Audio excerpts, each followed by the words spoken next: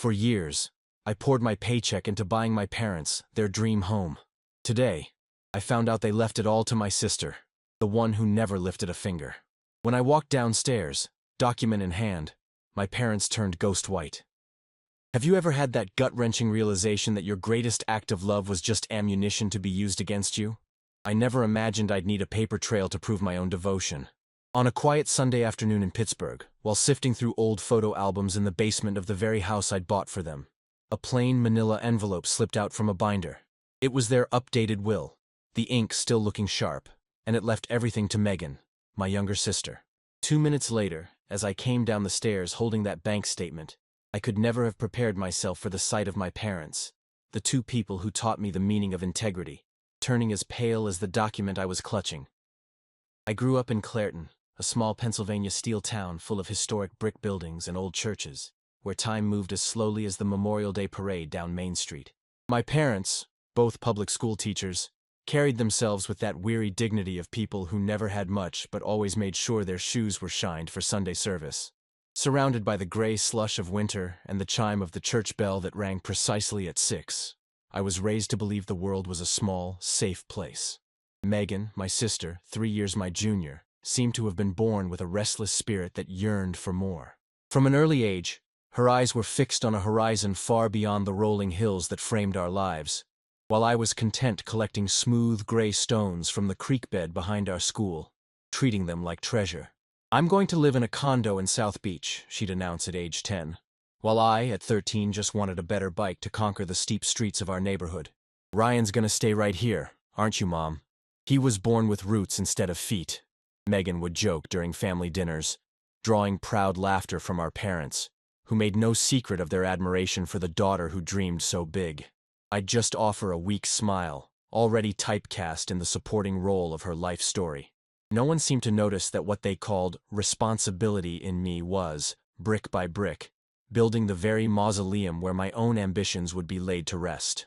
I'll never forget her 15th birthday, when she got a brand new digital camera, while I, on my 18th, was given a sturdy suitcase. "For when you move to Pittsburgh for work, honey." The gifts spelled out the future everyone had already accepted. Megan would capture the world through a vibrant lens, and I would carry the family's luggage. Who could have possibly guessed my loyalty would become my undoing?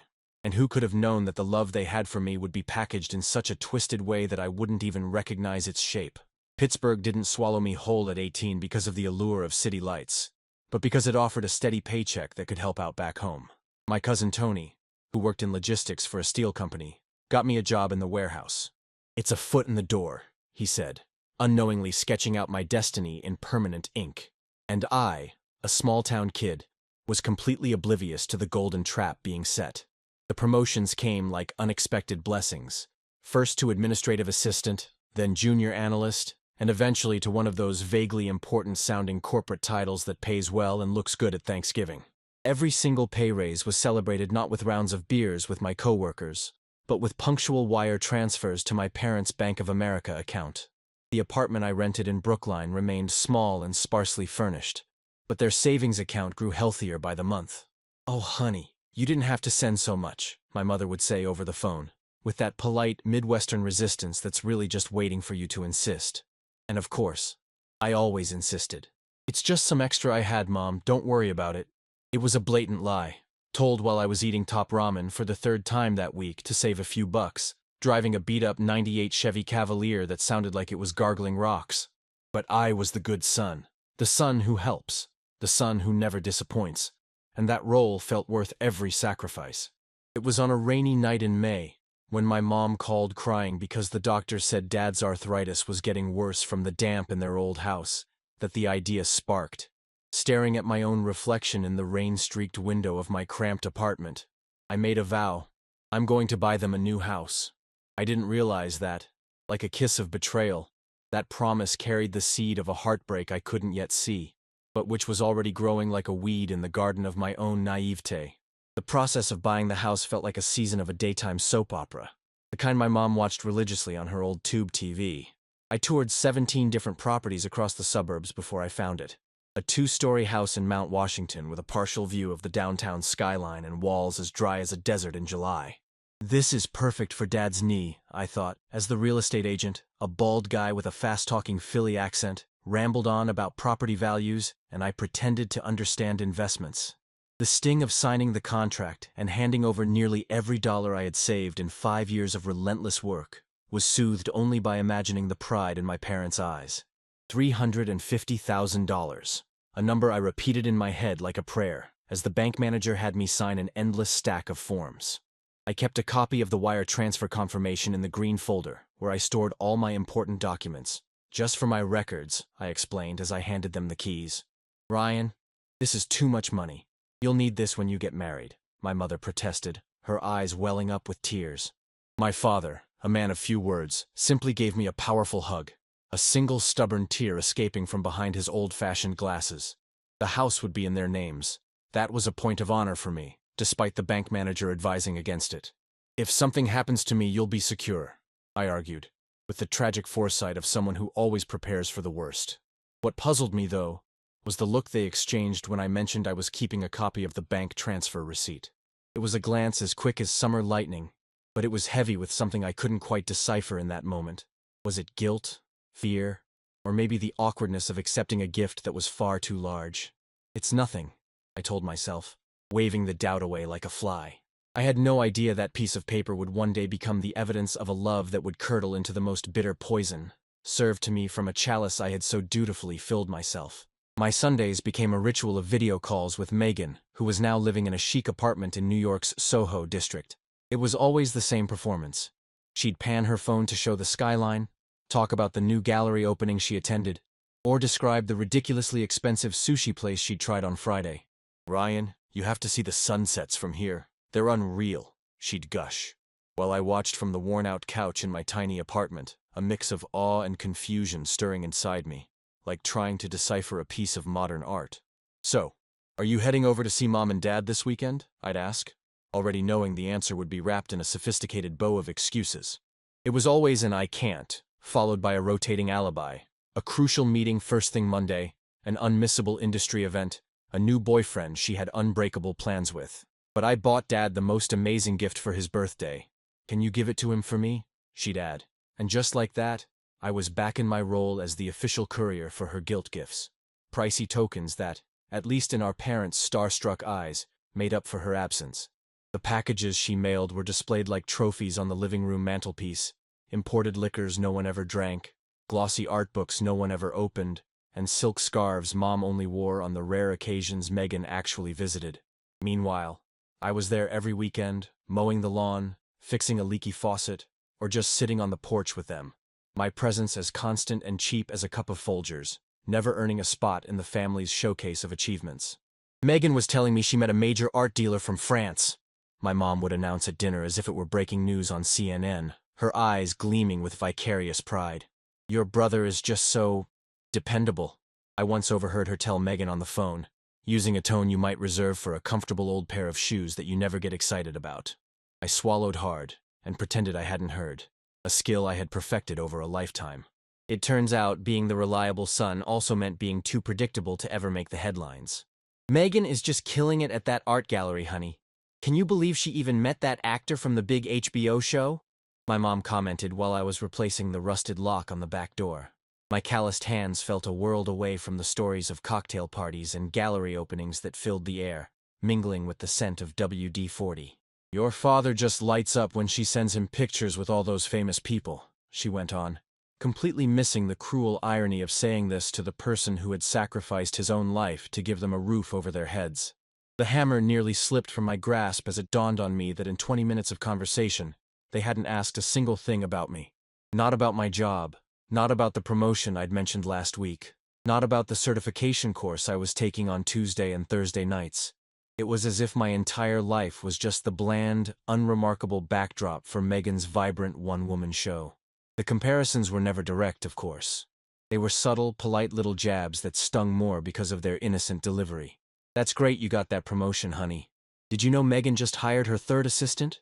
Or, that old car of yours is still running well, huh? Megan had to get a Lexus, for her image with clients. Each sentence was a precision cut, and I would just smile and nod, the metallic taste of resentment mixing with my wounded pride. I once caught my mother in a small, seemingly harmless lie.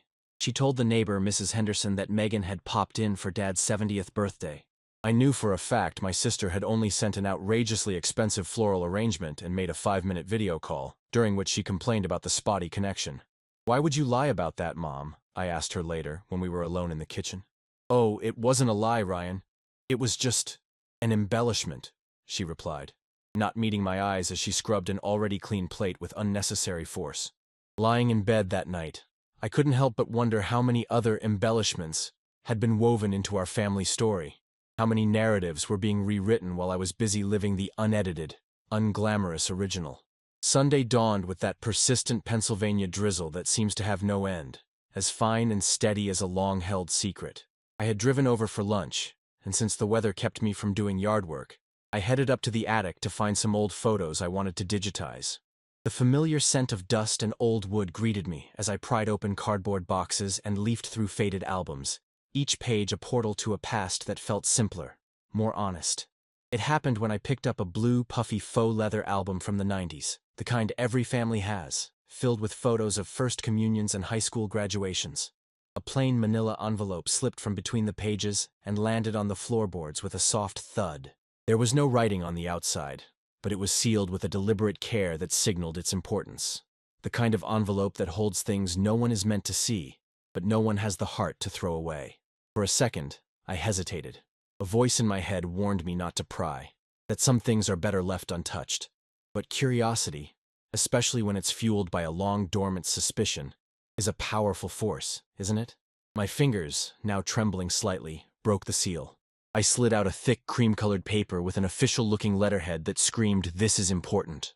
The first words leaped off the page like striking vipers. "Last will and testament." My eyes scanned the text, desperately searching for my own name, until they landed on the clause that made my stomach drop like a stone in a well. "We hereby bequeath all our assets, including the residential property located at 125 Oak Street, to our daughter, Megan Miller." I read it 3 times, hoping the words might magically rearrange themselves into something else, that I was missing some crucial detail, but they remained, as relentless and unforgiving as the rain outside, washing away the last vestiges of my naivety. Sitting there on the dusty attic floor, the will in one hand and my shattered heart in the other, the numbers started flashing behind my eyes. A cruel and unforgiving audit of my life. $350,000. That's what I paid for the house 5 years ago. A sum that represented every drop of sweat since I'd left Clairton to make something of myself in the city. Today, with the way the neighborhood had improved, it would easily fetch $500,000. Money I could have used to buy my own condo, to get a master's degree, or even to start a business.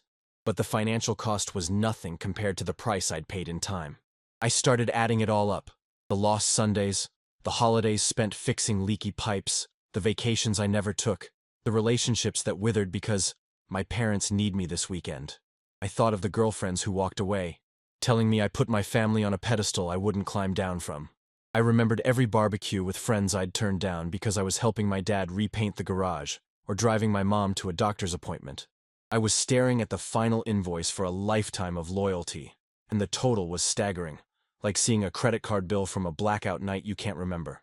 "And Megan?" I whispered to the cobwebs in the rafters, the only impartial witnesses to my rage. What did she ever give up? The answer echoed in the suffocating silence of the attic. Absolutely nothing. She built her own life, chased her ambitions, and lived her adventures far from the daily grind of being the family's bedrock. Sure, she sent expensive gifts and called on birthdays, but she never once canceled a weekend trip to the Hamptons to take Dad to physical therapy. The irony was so sharp I could have cut myself on the edges of that will. I, the one who stayed, was being punished for my devotion. She, the one who left, was being rewarded for her absence. What kind of twisted logic was this, turning the values I was raised on completely upside down? "Honor thy father and thy mother," read the plaque on our living room wall. But what happens when they dishonor the son who did nothing but? With the will crumpled in my fist and the bitter taste of betrayal in my mouth, I descended the stairs, feeling like a man walking toward his own execution, each step bringing me closer to a truth I wasn't sure I could survive. I walked down from the attic slowly, a condemned man on his way to the gallows, each creaking floorboard announcing the arrival of the storm. Down in the living room, My parents were sitting on the very couch I had helped them pick out at the West Hills Mall, sipping coffee from mugs I'd given them last Christmas. The TV was on, the sound of 60 Minutes muted, its ticking clock the only sound in the room as the shifting images cast intermittent flashes of color across their faces. "What's wrong, honey? You look like you've seen a ghost," my mother said when she saw my expression. She tried to sound casual, but her voice was as tight as a badly tuned guitar string. Her eyes darted from the crumpled paper in my hand to my face and back again, a flicker of guilt that was more damning than any confession. Without a word, I placed the will on the coffee table. Then, I reached into my wallet and pulled out the wire transfer confirmation I had saved all these years. I laid the two documents side by side, two irreconcilable versions of the same family history, two contradictory exhibits in the trial of my own foolishness. The silence that followed was heavy enough to breathe, thick like the drizzle outside that was now turning into a downpour.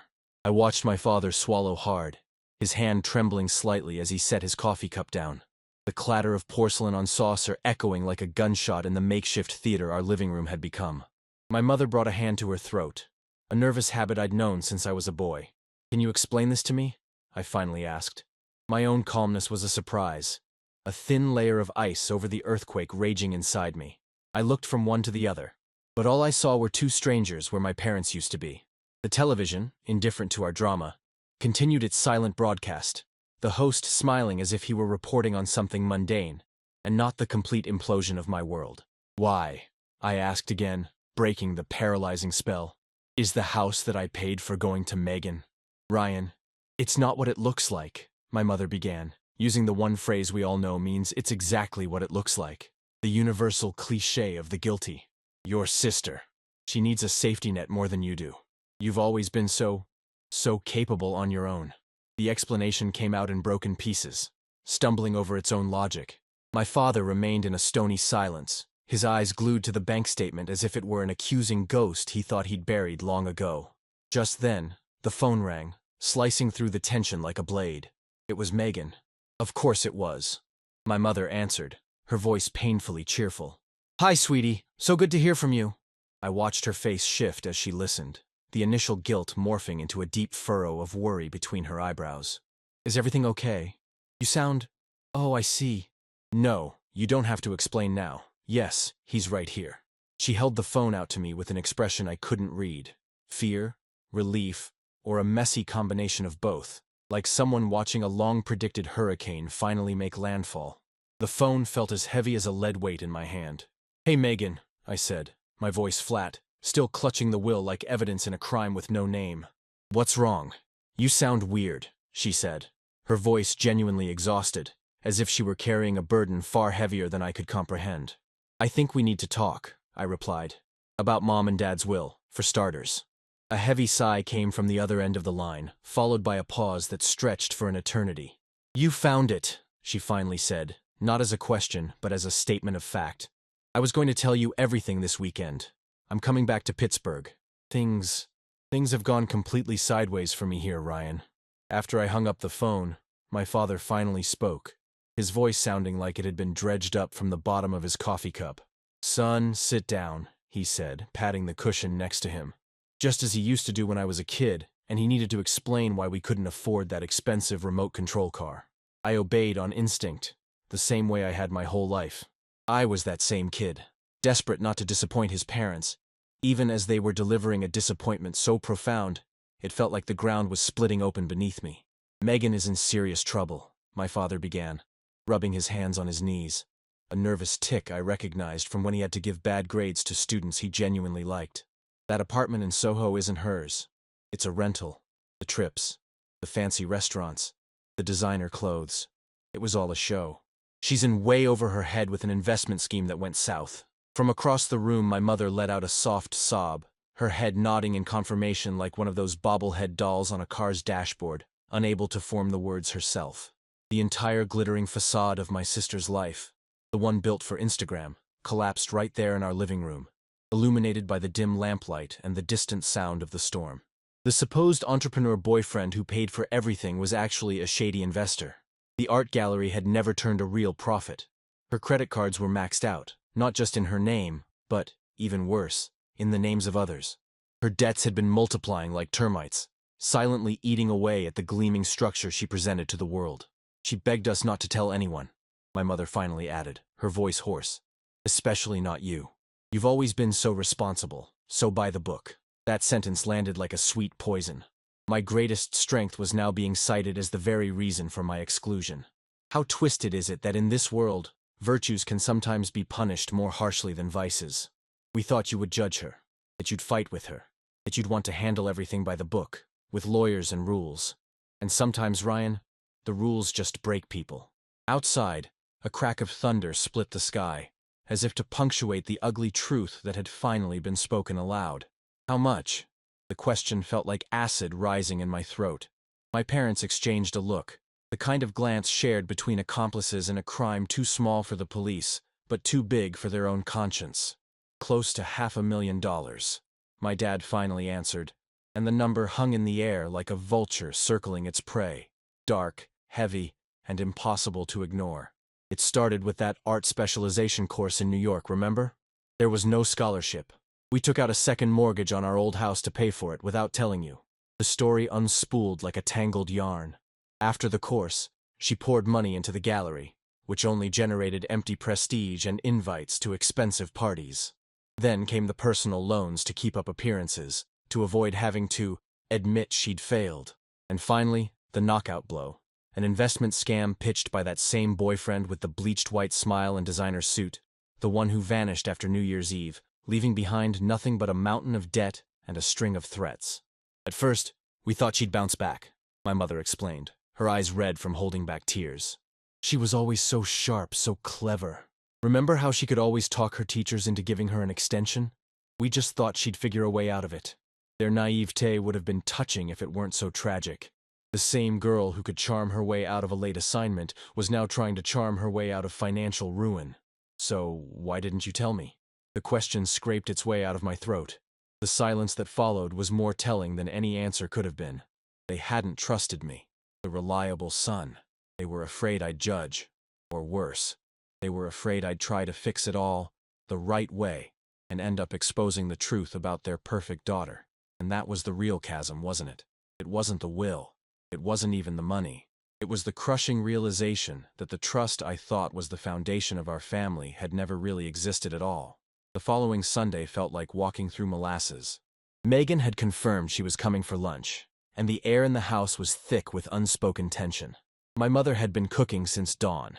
Fried chicken, mac and cheese, collard greens, a full-on Southern-style comfort meal, as if she could smother our problems with gravy. My father pretended to read the newspaper on the porch, but his eyes never left the same page for 30 minutes.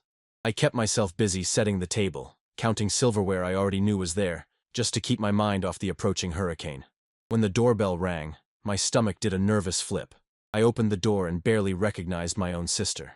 The Instagram diva was gone, replaced by a woman who looked hollowed out, with dark circles under her eyes that no amount of expensive concealer could hide. Her designer clothes seemed to hang off her thin frame. "Hey," she said, her voice small. We hugged like strangers at a funeral, a perfunctory gesture over a loss neither of us knew how to name. Lunch was an Oscar-worthy performance of denial. We talked about the weather, a new show on Netflix, the traffic on the parkway, topics so light they floated above our shared misery. Megan just pushed food around her plate with a fork, when my mom brought out a bottle of wine for a toast. To family, all together again. I saw it in my sister's eyes. The dam was about to break. "I can't do this anymore," Megan sobbed before the glass even reached her lips, the words spilling out like a hemorrhage. Tears streamed down her face, carving black tracks through her expensive makeup. The wine glass trembled so violently in her hand that my mom had to gently take it from her before it shattered. "I was going to tell you everything today," she choked out, the sobs racking her thin body. "I'm in debt, for almost $500,000, to loan sharks in New York." The words crashed onto the table like boulders, shattering the fragile peace we'd been pretending to maintain. My dad's fork clattered onto his plate, as if his hands had suddenly forgotten their purpose. My mom covered her mouth in a gesture that was half horror, half the exhausted relief of a wound finally being lanced. The story was more nightmarish than what my parents had sketched out for me the night before. This wasn't just about bad investments anymore. This was about real threats, violent collections, and palpable fear. "They know where you live," Megan said, her eyes so bloodshot they looked raw. They told me if I don't pay them by the end of the month, they're going to start collecting from my family. They already have photos of all of you, of the house, of you leaving work, Ryan. See, the fierce pride that had always been my sister's armor had completely dissolved, washed away by a tide of terror. Slumped over the dining room table, she looked like a lost little girl again, the same way she did during summer thunderstorms when she'd run to my room, scared of the lightning. "I'm so sorry," she repeated, the words a desperate mantra. "I'm so sorry for dragging you all into this." And for the first time since I'd found that will, the anger in my chest made room for something else. A deep, aching pity, mingled with a protective instinct I thought I had buried under layers of resentment. Slowly, between sips of water and the tissues my mother kept supplying like a battlefield nurse, Megan laid out the detailed blueprint of her own destruction. The compass of her choices always pointed in one direction: appearances. It had started with small loans to maintain the lifestyle her gallery demanded when sales were slow. A catered event here, a designer dress there, tickets to benefits where she needed to be seen, to make contacts that never panned out. "In the art world, you can't sell success if you look like a failure," she explained, dabbing her nose and smearing mascara on one of Grandma's embroidered napkins. From there, it was a classic downward spiral. The maxed-out credit cards, the juggling of balances from one bank to another, the high-interest payday loans that devoured her income before it even hit her account. It was like listening to someone describe building a sandcastle with frantic determination, while the tide was inevitably washing it all away. "That's when I met Victor," she said, the name tasting like poison in her mouth. "He said he had connections, that he could fix everything with one quick high-yield crypto investment. The classic knight in shining armor scam. But then it got worse. When her own money ran out, she started taking out loans using the financial information of her gallery's clients. Desperation had turned my sister into a felon. By the time they figured it out, Victor had vanished with most of the money. One of those clients, he has connections to very dangerous people, and now they want their money back." "Why didn't you go to the police?" I asked, trying to find a single logical path in this twisted maze she had built. The look Megan gave me was a cocktail of despair and a flicker of disdain for my naivete. "And tell them what? That I committed felony fraud? That I forged documents?" "I would go to prison for years, Ryan." The only sound in the room was the clink of a spoon as my dad stirred his cold coffee, over and over. The map was complete, but it didn't lead to any treasure, only to a deeper and darker abyss. Night fell on the house like a heavy blanket after that apocalyptic lunch. Megan was finally asleep in her old room, sedated by a sleeping pill, surrounded by relics of a simpler time. Swimming trophies, faded NSYNC posters, a worn-out teddy bear. The ambitious girl who once lived in that room, and the broken woman sleeping there now felt like two entirely different people, separated by a lifetime of bad choices. I stepped out onto the back porch I'd built 2 summers ago, needing to breathe air that wasn't thick with secrets. The sky, now clear after the rain, was filled with stars that seemed too distant to care about our petty human dramas. To my surprise, my mother was already there, sitting alone in the darkness. "Can't sleep either?" I asked, sitting beside her on the bench. She shook her head, and without a word, pulled a folded paper from the pocket of her worn-out robe. "We didn't change the will to give everything to your sister," she confessed, handing me the document with trembling hands.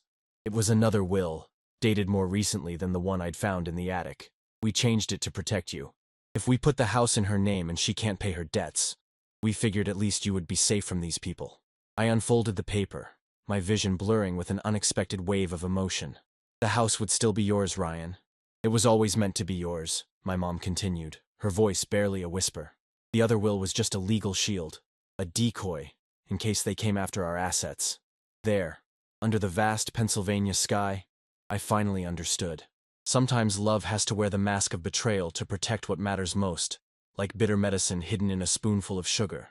"Your father hasn't slept through the night in 3 months, my mother confessed, the night breeze rustling the leaves of the lilac bush nearby.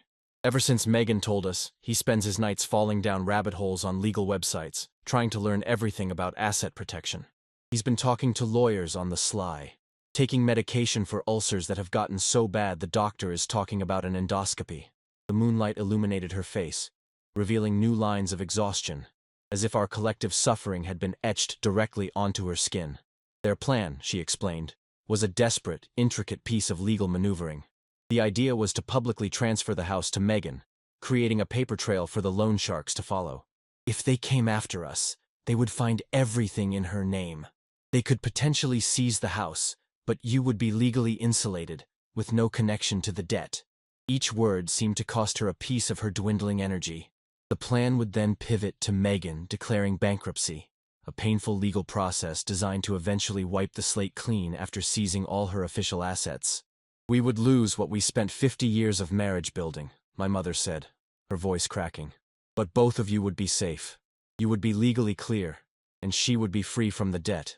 As she spoke, her hands were a knot of anxiety in her lap, twisting the fabric of her robe as if trying to wring out the last drop of a pain she'd held in for months. So why didn't you tell me? I asked, for the second time in that endless day, like a stubborn child repeating a question, hoping for a different answer. My mother took my hands in hers, calloused from a lifetime of scrubbing, cooking, and caring. Because you would have done exactly what you're probably thinking of doing right now, she said, a sad, knowing smile on her face. You would have tried to fix it. You would have offered to pay it all yourself. You would have thrown your own future into the fire to save your sisters. The shadows cast by the porch lights seemed to deepen the lines of worry on her face. We know you, Ryan. Your heart has always been too big for your own good. I just sat there, swallowing the bitter irony of being sidelined for being too dependable, benched for being the one player they could always count on. The night had bled into the early hours of the morning when my father joined us on the porch. He was carrying a dusty bottle of top-shelf bourbon and 3 small glasses that clinked in his trembling hand. Tonight's the night for it, he said simply, pouring the amber liquid that glowed like molten gold in the moonlight. My father was not a drinking man. He was a serious high school history teacher who quoted Lincoln and disapproved of excess. But this night seemed to have shattered all the rules our family lived by. Like a tornado tearing through a quiet town. We were afraid you'd try to confront them, he said after taking a long, burning sip. These are not the kind of people who send you a letter in the mail, son. They're the kind who break your kneecaps first and ask questions later. Behind his old-fashioned glasses, his eyes looked impossibly weary. You've always been so direct, so black and white. Remember that time in middle school you went to the principal to report your best friend for cheating on a test? I let out a dry, humorless laugh. So you cut me out because I'm too trustworthy? You kept me in the dark because I'm too honest? Is that my reward for being the good son? The words came out sharper than I intended, laced with a resentment that even this revelation couldn't entirely erase. My father didn't answer right away. He took another sip of bourbon, looked up at the star-filled sky, and then said, his voice barely a whisper, "We kept you in the dark because we love you too much, Ryan. We kept you safe because we knew you would try to save everyone, just like you always do." And in that moment, I finally understood the true weight of their fear. It wasn't just about losing the house. It was about losing me. My innocence, which I had always seen as a liability, was the very thing they were trying to protect. Not because they thought I was weak, but because they knew I was far too capable of sacrificing myself. The next morning arrived with a soft, golden light filtering through the blinds of my old bedroom. I woke up with a new sense of purpose. I was no longer the deceived, innocent son. I was now a player in this game, not just a pawn being moved by others. At the breakfast table, where everyone wore the exhaustion of a sleepless night, I made my move. "We're going to call Tony," I announced. My cousin, the one who got me my first job and was now a manager at the steel company, had connections, the kind that solve problems with a single phone call. He knows people who can help us without asking too many questions. They all stared at me, surprised. "He owes me a favor or two," I added, leaving it at that. Megan, her face swollen from crying, immediately shook her head. "No, I'm not dragging anyone else into this mess, Ryan. I've already ruined your lives." Her voice, once so full of confidence, was now fragile and thin. "This isn't just about you anymore," I said, with a firmness I didn't know I possessed. "This is about our family now. And this family might be broken, Megan, but all the pieces are still on the table. We're not throwing any of them away." For the first time in what felt like an eternity, my father let out a small laugh. My mother wiped away a single tear. The true will wasn't a piece of paper hidden in the attic, or a legal document shown to me on a dark porch. It was this decision to face the storm together, without any more secrets. It was the silent pact between 4 people who were finally seeing each other for who they really were. The months that followed were a white-knuckle ride on a roller coaster that had gone off the rails. Tony put us in touch with a tough-as-nails lawyer named Jack Callahan, a man of few words who specialized in extortion cases that blurred the line between civil and criminal law. "You're not the first to fall for a scam like this, and you won't be the last," he told us, chewing on a toothpick as he reviewed our documents. "But we're going to need evidence, and you're going to need guts." Megan had to do the hardest part: document the threats, record their phone calls, and file an official report with the Financial Crimes Unit, a move that exposed her to the legal consequences of her own fraudulent acts. "They're going to be furious," she trembled as she signed the police statement, the pen shaking in her hand. "They're going to come after all of us." And they did come after us. First, the threats escalated over the phone, the messages growing more graphic. Then came the attempted break-in, a terrifying night that was only thwarted because we had turned our home into a small fortress.